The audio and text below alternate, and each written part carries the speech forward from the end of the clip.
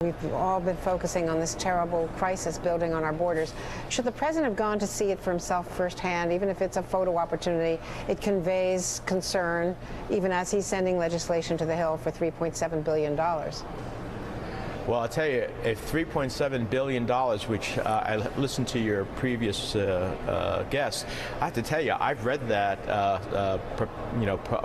proposal. It's overwhelmingly for border enforcement, border patrol, custom inspections, more drones, more detention facilities, more judges, more prosecutors. It's overwhelmingly for border enforcement. By the way, we are enforcing the border because the reason we know of the refugee crisis that we're facing is because we are catching these people, detaining them, and bringing them through the process. The real challenge here, and I'll support the president, generally speaking, on the resources to deal with the immediate challenge, but there's two things that I believe we need to do. Number one, I've been to Central America. Honduras is the per capita, the murder capital of the world. The other two neighboring countries are the fifth largest in terms of murders in their country in the world. We need to be dealing with citizen security. We're going to spend nearly $4 billion to deal with the consequences, but we are only going to spend $110 million in 5 countries to deal with the reasons, the root causes. That just doesn't make sense, because those root causes, unless they change, where a parent looks at a child and says, you know, it's either flee or die.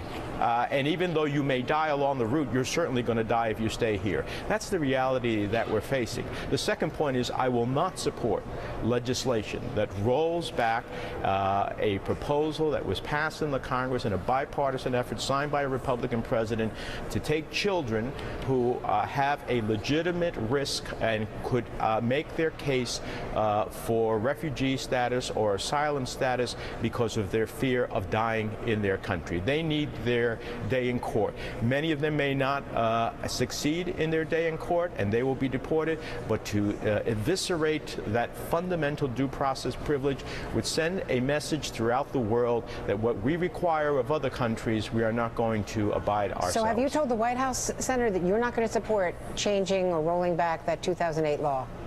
Yeah, I hear if that's what they want to do, then that is something that I will fight here in the Senate. Well, given the fact that you're the chair of the Foreign Relations Committee, that means it's a non-starter. Thank you very much.